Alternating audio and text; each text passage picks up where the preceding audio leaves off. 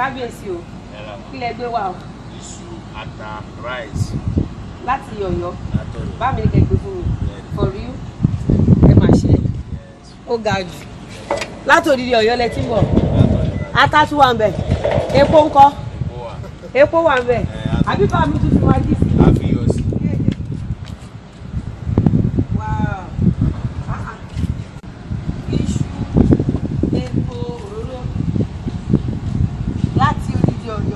Wọ́n gbé iṣu òróró magi rice ó yẹ kí a máa jà ẹ máa yọ. Assalamu alaikum warahmatullahi wabarakatuh. To my Muslim brothers and sisters, how are you doing? How is fasting? It is well with us. May Allah heal the land. It's a quick one. I want to address something this morning. Tí n bá ṣe sọ ẹ má bínú mo máa sọ bó ṣe yẹ kí n sọ. Then to bá l'opinion, you can go to your page kí wọ́n náà ṣe video kó post ẹ̀ sí orí page ẹ̀, because if I say something tó bá sọ trash lórí page mi I will block you. Ó dẹ̀ lè dẹ̀yàn la kí nǹkan gidi wà lórí page mi tó jẹ́ pé òun ló máa help wọ́n náà in future. So if you say trash on my page I will block you. So I want to address this. Number one, some people said, why is so person giving so person things? Okay, let me go straight to the point. Why is Baba giving Lizzy food? Ǹjẹ́ o ti ever bèrè lọ́wọ́ rẹ pé kí ni Lizzy ti ṣe síbẹ̀ tí o ti bèrè lọ́wọ́ rẹ ṣé ẹ rí nípasẹ̀ nǹkan tẹ̀ ń ṣe ló ba ayé jẹ́ ẹ lè jẹ́wọ́ ẹ jáwọ́ ó dẹ̀ máa bàjẹ́ jù báyìí lọ tí ẹ bá jáwọ́ ẹ ní láti jẹ́wọ́ ẹ ní láti jáwọ́ sórí you need to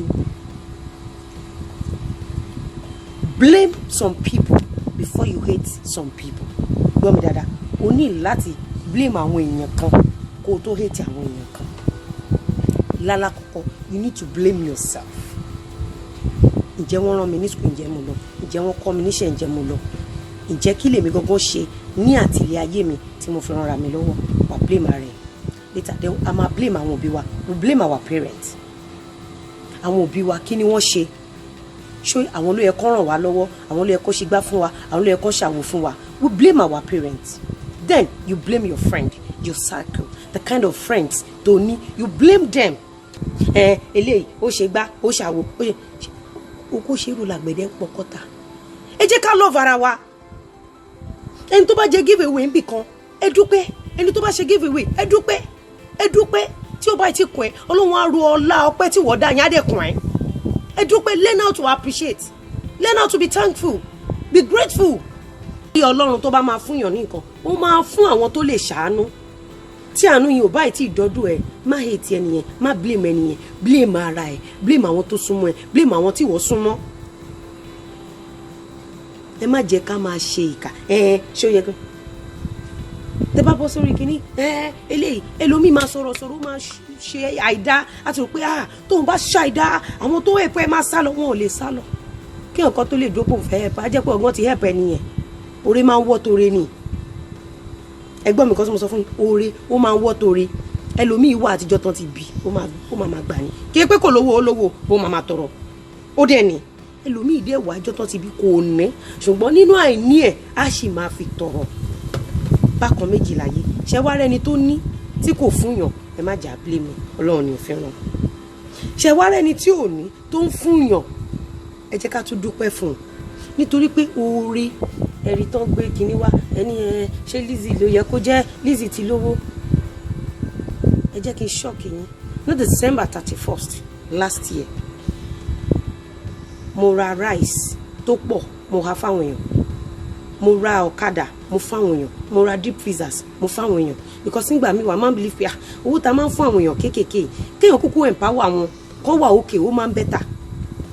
mo ha rice mo ha chicken mo ha gbogbo ẹ̀ mo wá délé lọ́ndì 31st mi ò ní rice mi ò ní ata mi ò ní oúnjẹ nínú ilé nígbà tó di on the 1st tí mo fẹ́ lọ ra nǹkan ẹ lọ wo fídíò yẹn on the 1st mo lọ sí shop mi on the 1st mo lọ ṣe advert ilẹ̀ ẹ lọ wo dáadáa on the 1st of this 2020 ni mo lọ ṣe advert ilẹ̀ ìgbà ilé mi náà lọ ra rice sílé tí mo ṣe lọ ra ata tí mo ṣe lọ ra chicken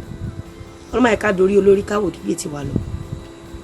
Is it friend that can borrow me money? Is it friend that can push me? Is it friend that can promote me? Wà kọ́kọ́ wò o mọ̀ pé òkè ọ̀rẹ́ yìí o kò lè promote ẹ o dẹ̀ ń bá rìn ọ̀rẹ́ yìí o kì í ṣe kó lè yẹ lówó o dẹ̀ ń bá rìn so you blame your circle your friends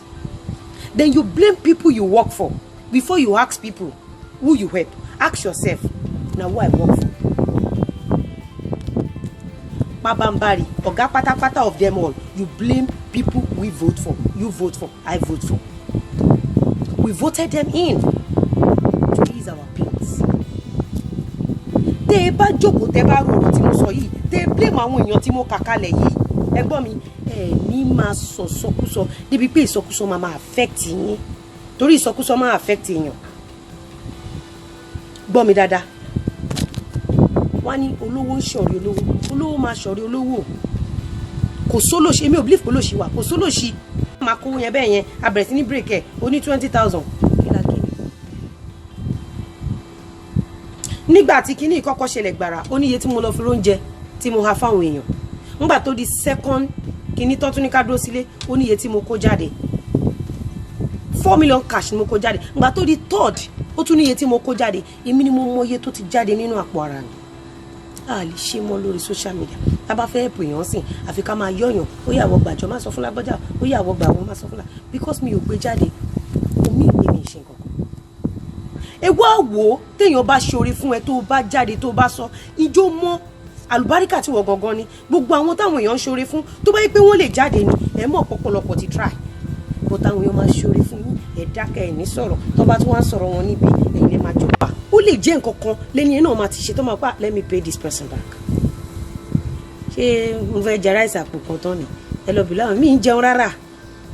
jẹun rárá ráìsì àpò kan mo lè jẹ for 50 years mi ń jẹun rárá I don't eat kó tó délé àti ó yá ìwọ náà gbà so please I'm begging you stop blaming people stop hating people blame yourself blame the right people in your life èmi mi wà yìí sè máa blame ara mi máa blame àwọn òbí mi máa blame àwọn tó súnmọ́ mi mi ń blame ara ta ẹ lè rí mi kó sọ pé wọ́n bú àwọn èèyàn kan ń ṣépè fáwọn èèyàn kan tí ó ṣẹ̀ mí ẹni tó bá ṣẹ̀ mí máa dé yín mọ́ lọ́rùn tó bá ṣẹ̀ mí kí ló kè mí àti ẹ iṣẹ́ mi ni mò ń ṣe kí n jójó mi kí n tajà mi nínú ọ̀rọ̀ tá à ń sọ yìí náà sí àwọn kan mọ̀ wọ́n mẹ́ni tó lè bá mi raṣọ ẹni yẹn aṣọ Lizzy ẹmẹ́ni tó lè bá mi ra lẹ̀ ilẹ̀ Lizzy ẹmẹ́ni tó lè rà para ẹmẹ́ni tó lè rà parun ẹmọ́ tó lè rà kan ẹ ní mú wọn wá ẹ ṣì àwọn kan ló kàn máa jókòó ló máa wò pé olòṣì làwọn kò sólòṣì because tó bá ti mọ tó bá ti lè jẹun nǹkan lójúmọ́ brother mi sister mi ò kì í ṣòṣì nígbà tí Dangote tí ó fẹ́ donate federal government gbogbo àwọn olówó federal government kí ló tí wọ́n ṣe donate fún àwọn individual nítorí pé tó bá donate ìpìlẹ̀ máa tún padà ṣẹ́ fún wọn ẹ máa padà bú wọn ni wọ́n ti ṣe rí ẹ lọ bèrè ẹni tó kọ́kọ́ dá pé èèyàn ń fúnyàn ní nǹkan lórí social media ẹ lọ bèrè it was Lizzy Anjorin èmi ni mo kọ́kọ́ bẹ̀rẹ̀ pé wọ́n ń ṣe give away lórí social media ẹ lọ bèrè pé ta ló kọ́kọ́ dá foundation sílẹ̀ tó fi help àwọn àkàndá èèyàn èmi tí mo máa tọ̀ from Ìjẹ̀bú-Igbó lọ Ìbàdàn mo máa tọ̀ gbogbo school àwọn àkàndá èèyàn nígbà tá a bèrè give away lórí social media a máa pick àwọn èèyàn kan a máa rán wọn ní school àkọ́kọ́ bẹ̀rẹ̀ oní 500 oní 100,000 oní 200,000 ẹ dúró pé learn how to appreciate learn how to be thankful be grateful know the right people tó máa hate nísìnyí ẹ mọ̀ pé mò ń ta para ẹ̀ ní lọ mú customer wá sí aṣọ ẹ̀ ní lọ mú customer yìí gbẹ̀ ní ẹ blame àwọn ọ̀rẹ́ sórí kó tó lọ hate ara àta tó bá dórí social media báyìí tó bá rí èèyàn kan bóyá nǹkan yẹn kọ́kọ́ wò pé kí ló ṣe mí ṣé mi kàwé ni ṣé mi ò ṣe gbá kọ́kọ́ wo nǹkan tó ṣe tó fi fail ara ẹ̀ wá wo nǹkan táwọn òbí wá ṣe àdẹ lè blame anybody àlè blame ara wa gan torí destiny ni kọ́ ló ń jẹ́ ká kọ́ àkọọ́lẹ̀ tó dáa kọ́ ló ń dáríjì wa kọ́ ló ń fún gbogbo wa lẹ́mìí gígùn àtòyìn I love you ẹ ṣé mo ti sọ tèmi tí ò bá tẹ́ lọ́rùn.